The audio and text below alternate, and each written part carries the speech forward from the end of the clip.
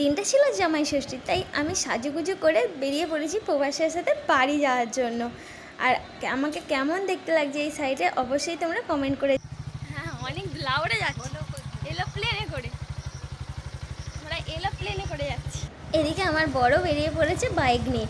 আর সত্যি কথা বলতে আমাদের বাড়ি থেকে আমার বাড়ির ডিস্টেন্স হচ্ছে 10 মিনিট বাইকে করে গেলে, কারণ ভিতর দিক দিয়ে একটা রাস্তা আছে। রাস্তার মাঝখানে আমরা বাড়ির জন্য মিষ্টি, কোল্ড ড্রিঙ্কস, ফ্রুটি আর দই নিয়ে নিয়েছিলাম।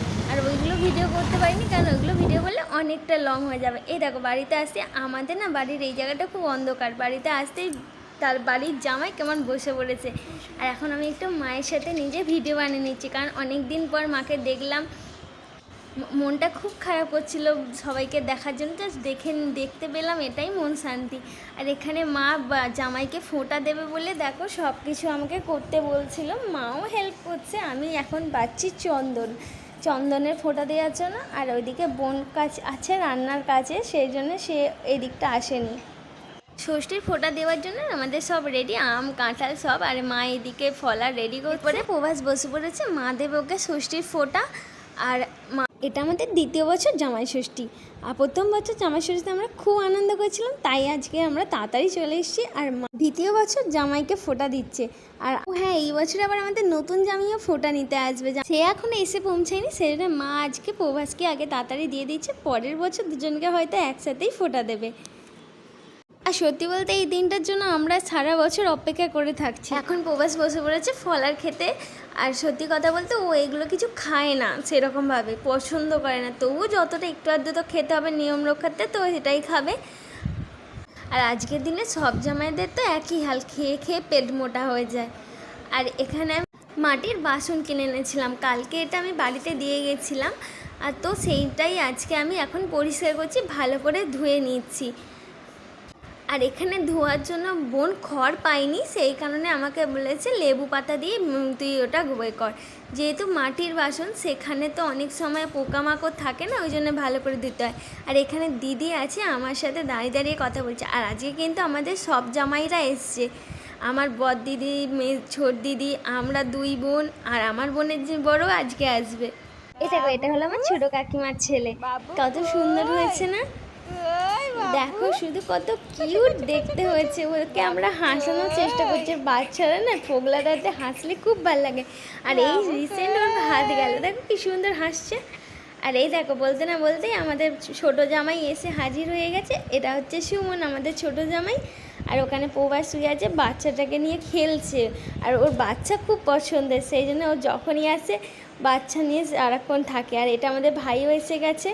আর যেখানে আমরা সেখানে ভাই না থাকলে হয়, ভাই তো থাকবে। আর এখানে দেখো এখন চলছে যে ছোট জামাই, মানে আমার মায়ের যে ছোট জামাই, তাকে ফোঁটা দেওয়া জামাই ষষ্ঠী। আর আজকে ও এই বছরে ওর প্রথম বছর জামাই ষষ্ঠী। আর কিছুদিন পরেই ওদের রেজিস্ট্রি হয়ে গেছে, কিছুদিন পরেই ওদের বিয়ে হয়ে যাবে। তাই এখন থেকেই মা ওদের যে ষষ্ঠী দিয়ে দিয়েছে, এখন মা দিচ্ছে আশীর্বাদ। এই আমাদের খুবই ভালো, সব খায়। ওর আবার চিড়ে মাখা খায় না, ও শুকনো চিড়ে খায়। আর মা এখানে যে যা খেতে পাচ্ছে না ফ্রিজে সব ঢোকাচ্ছে। আর ওইদিকে আমাদের রান্না প্রায় শেষের পথে। আর রান্না শেষ হয়নি, এদের খেতে দেওয়া নেই। ভাই আর আমাদের দুই জামাই মিলে এখন চলছে লুডো খেলা। আর ভাই থাকলে আমাদের ঘরটা সত্যি সম্পূর্ণ হয়ে যায়। আর এখানে যেহেতু ওদের খেতে দিতে হবে, সেই জন্য আমি এখন স্যালাডের জন্য জোগাড় করছি।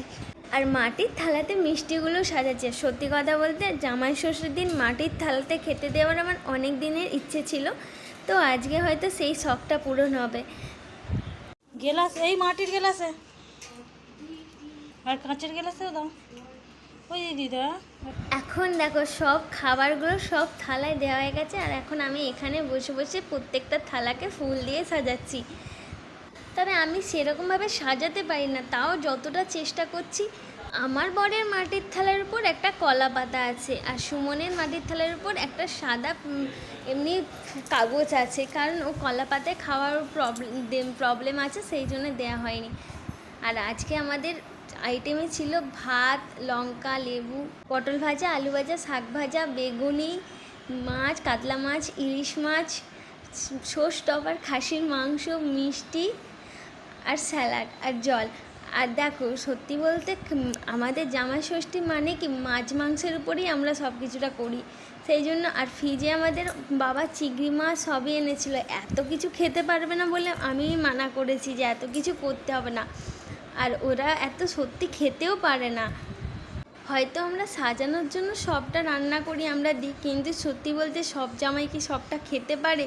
কিছুটা তো নষ্ট হয় না। আর এখানে বসে পড়েছে আমার ভাই, তারও বায়না ছিল 2 জামাইবাবুর সাথে খেতে বসবে, তাই এখানে সে এখন বসে পড়েছে। আজকের মতো এইটুকুই, দেখা হবে আর একটা নেক্সট ব্লগে। টাটা।